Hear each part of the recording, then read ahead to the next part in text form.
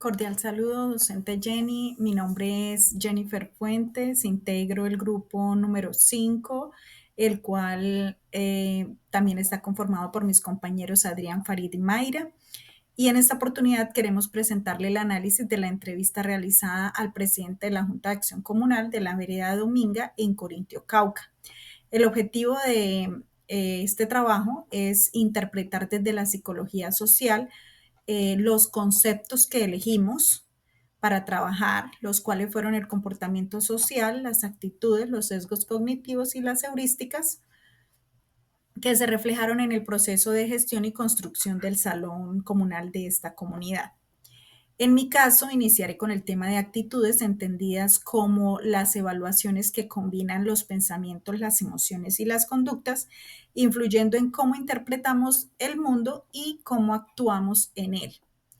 Inicialmente vamos a analizar el componente cognitivo. Las preguntas iban relacionadas o encaminadas a descubrir la motivación inicial del proyecto.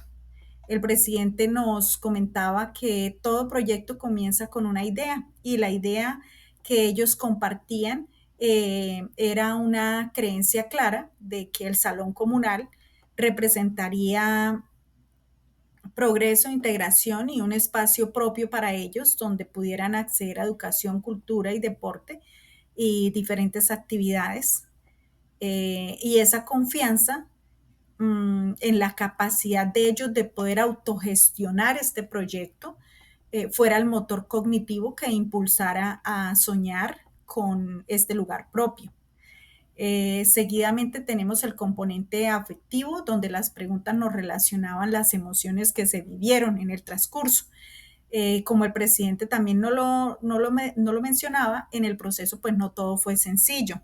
Aparecieron dudas, miedos por las experiencias pasadas que habían dejado en ellos un sinsabor y una desconfianza.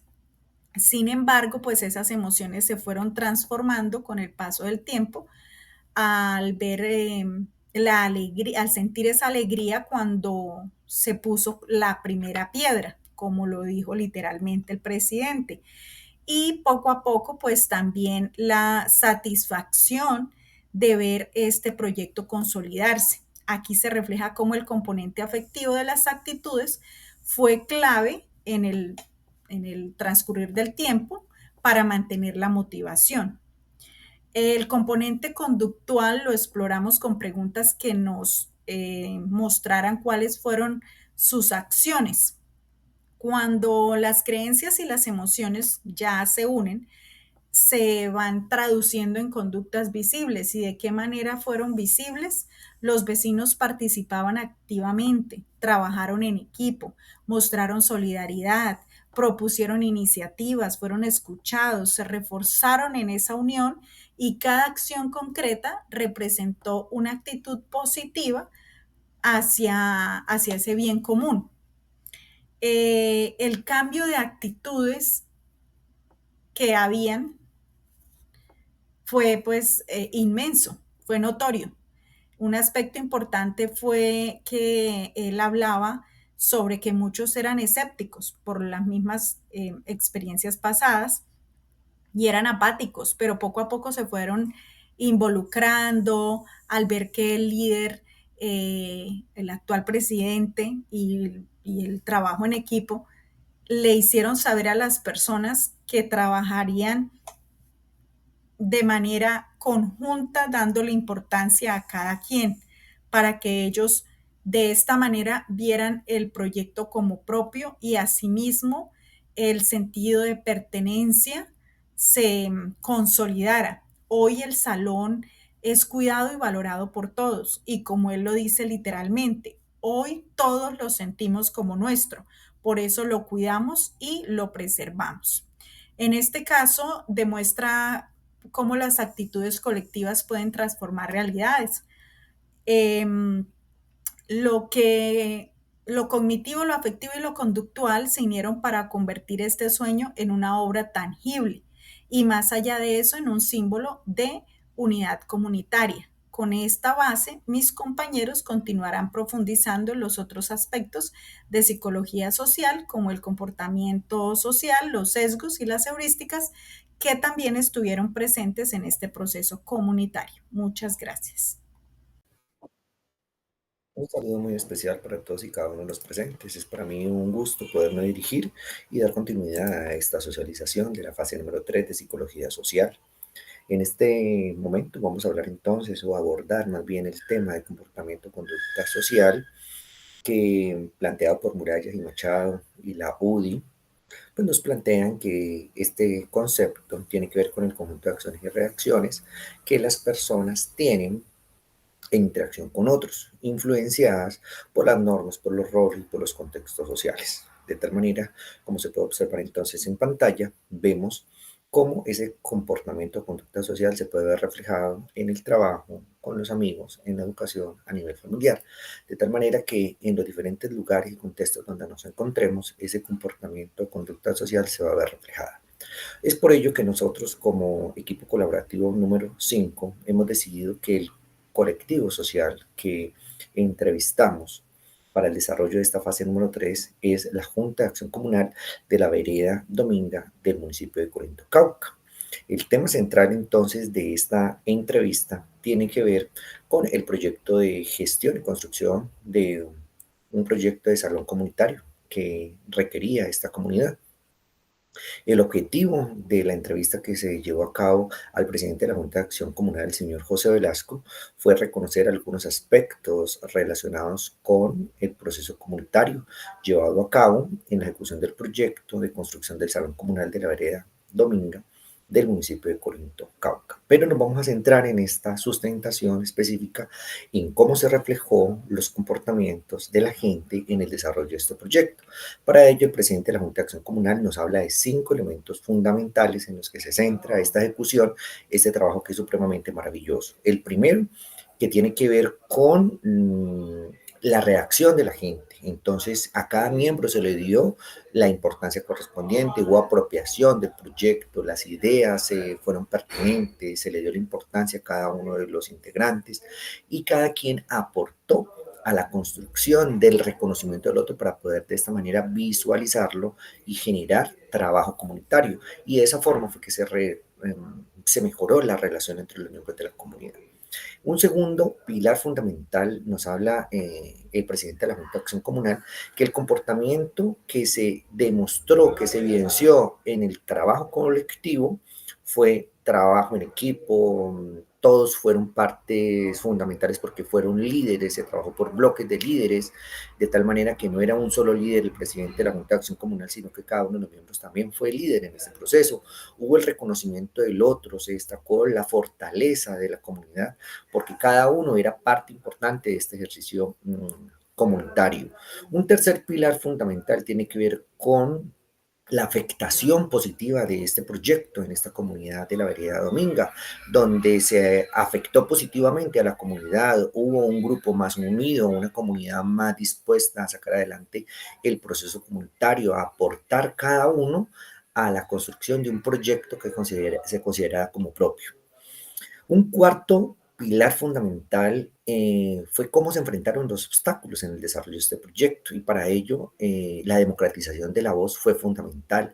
Se dio voz y voto a cada uno de los integrantes, miembros de la vereda, hubo expresión de la comunidad, se permitió la participación y el trabajo colaborativo comunitario se convirtió en algo supremamente importante y fascinante. Y como quinto y último pilar de este ejercicio, se dice que esto ayudó, este desarrollo de este proyecto ayudó a superar las diferencias a través de otro pilar fundamental que fue el respeto, brindando liderazgo por bloques bloques de interacción, para que no fuera solamente el representante como presidente de la Junta de Acción Comunal, sino que todos dieran su voz y su voto y se trascendiera la construcción de ese salón comunal que por fin se construyó y se hizo realidad. De tal manera que otro de los elementos que ayudó a enfrentar esa situación fue el diálogo, la comunicación permanente, que fue el eje central del trabajo comunitario. De ustedes, Alexandria Rivera Santa Cruz, trabajo colaborativo, grupo número 5, quinto semestre de psicología comunitaria, psicología social, en un trabajo de proyección comunitaria en la vereda La Dominga del municipio de Corinto, Cauca. Muy amables, muchas gracias.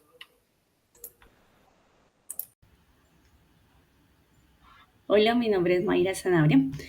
Bueno, escogí el tema de sesgos cognitivos por la importancia que se toma dentro de la toma de decisiones, porque debido a que los sesgos son como errores sistemáticos que las personas cometen en las elecciones y cuando procesan la información. Es- este proceso de información va diferenciado con las heurísticas, que si no se procesan de manera correcta, pues generan este tipo de errores a través de los atajos cognitivos. Para la entrevista de la vereda cognitiva de Corinto Cauca, tomé en referencia dos sesgos cognitivos, que es el sesgo de la confirmación y el sesgo de disponibilidad. ¿Por qué? Porque el sesgo de confirmación es el que nos ayuda como a comprender los momentos de la toma de decisiones, como la tendencia, por lo menos es lo que es el sesgo de la confirmación, que es la tendencia a buscar información que reafirme lo que ya creemos. Entonces, si yo ya tengo una creencia, yo busco que alguien esté de acuerdo o afín con lo que yo creo. Entonces, las explicaciones cognitivas para el sesgo de la confirmación se basan en las limitaciones de la capacidad de la persona para preocuparse de tareas complejas y los atajos heurísticos que usa. Eso lo menciona Martín Sánchez. Bueno, para el sesgo de la confirmación, pregunté, cuando planeaban la construcción del salón, ¿se consideraron todas las opiniones o se apoyaron más las que coincidían con las del líder? En esta pregunta, la persona entrevistada, el líder de la comunidad, nos responde que se quiso hacer de una manera distinta. No, debido a que no solo había un líder para todo el proceso, para todo el proyecto, sino que había bloques con líderes en cada uno. Además, se daba valor a las opiniones de todos. Y una vez tenían las opiniones de todos, todos hacían la evaluación para ver qué era lo mejor del proyecto, que fue algo muy importante porque no solo se guiaron en la opinión de un líder. Ya en el sesgo de disponibilidad realicé dos preguntas. El sesgo de disponibilidad se habla cuando la persona estima la probabilidad de ocurrencia de un evento sobre la base de la experiencia. ¿Qué quiere decir? Que la persona le da más valor a las experiencias pasadas. En un ejemplo de la misma entrevista, el líder nos comentaba que las personas llegaban ya con una desconfianza por los anteriores liderazgos que prometían, que planeaban, pero nunca realizaban nada. Entonces ya llegaban con esa predisposición. Por eso tomé también lo que fue el sesgo de la disponibilidad. Para este sesgo realicé la pregunta: ¿en qué momentos notó que las personas preferían estar de acuerdo con la mayoría antes de expresar una opinión diferente? Aquí el líder nos responde que durante el avance del proyecto se generó la confianza y se dejaba atrás las diferencias para avanzar en el proyecto. ¿Qué quiere decir? Que fueron rompiendo ese sesgo de disponibilidad debido a que se iban ganando confianza, porque el proyecto era incluir a todos para que todos como tuvieran el valor para avanzar. Se le dio el valor siempre a la comunidad y eso fue muy importante para romper ese sesgo de disponibilidad y para que se generara la confianza y que todos estuvieran de acuerdo. También realicé la pregunta: ¿cómo reaccionaba la comunidad cuando alguien proponía algo distinto a la plan principal. Entonces, la comunidad reaccionaba con expectativas, lo que menciona el líder, pero también eran muy conscientes en que no era un proyecto individual, sino de la comunidad. Entonces, ahí se dio la importancia de que ya las personas habían ganado la confianza, se ha roto el sesgo como tal de la disponibilidad y se había avanzado. Mi conclusión final fue que hubo armonía dentro del equipo, dentro de la comunidad.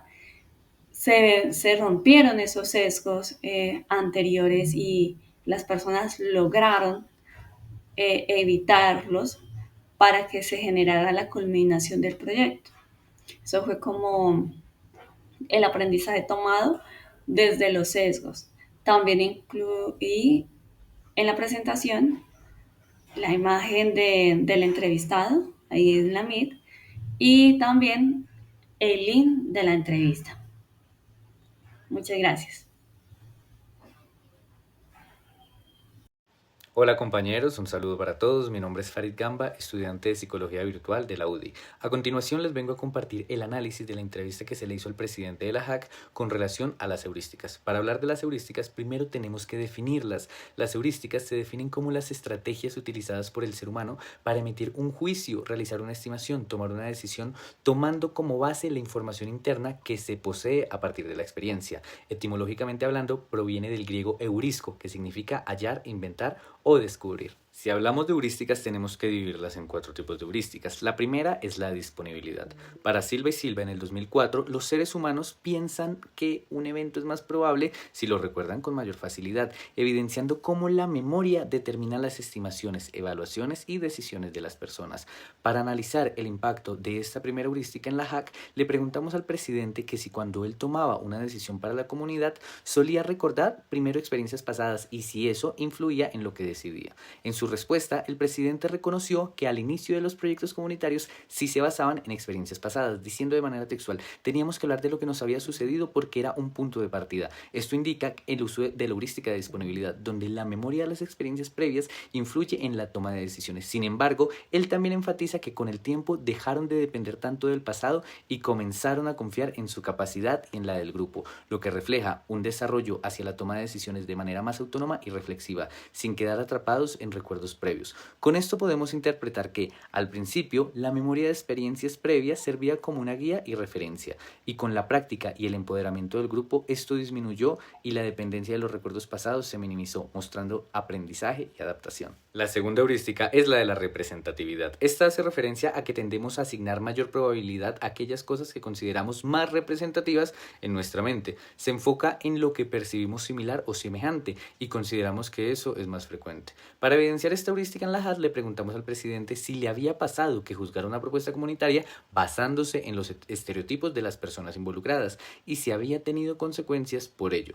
El presidente afirmó que no suelen juzgar propuestas basándose en los estereotipos, diciendo: no lo hemos considerado de esa manera, aunque reconoce que existen diferencias entre los miembros. Esto sugiere que en la Junta de Acción Comunal el liderazgo comunitario prioriza el valor del proyecto y la colaboración por encima de los prejuicios o estereotipos.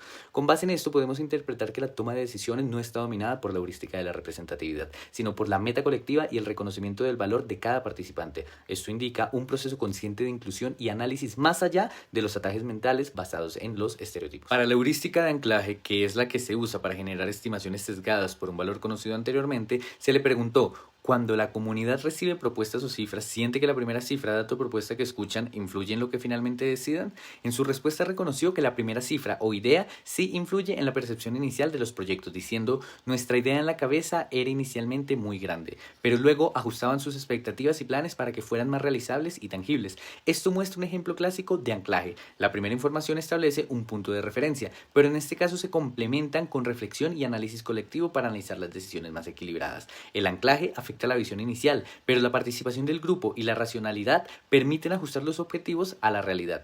Esta heurística funciona como un punto de partida, pero no es un determinante final para la decisión. La heurística del afecto, por su parte, se refiere a un atajo mental mediante el cual la persona toma decisiones basándose en sus emociones inmediatas, más que en un análisis racional. Para analizarla, le preguntamos al presidente si podía contarnos una ocasión en la que tomó una decisión para la comunidad dejándose llevar más por lo que sentía, la emoción, que por un análisis racional. A lo que él nos respondió: nos dejamos llevar por las emociones, pero con el gran objetivo de no tener decisiones personales, reconociendo que las emociones pueden influir en la toma de decisiones, pero también explica que implementaron bloques y decisiones de diálogo donde se equilibran las emociones con la meta colectiva. Esto evidencia que existe conciencia de que la afectividad puede sesgar decisiones, pero la estructura comunitaria y la deliberación permiten regular la influencia emocional. Como reflexión final de las heurísticas, le preguntamos si estos atajos han sido más útiles o han generado más problemas.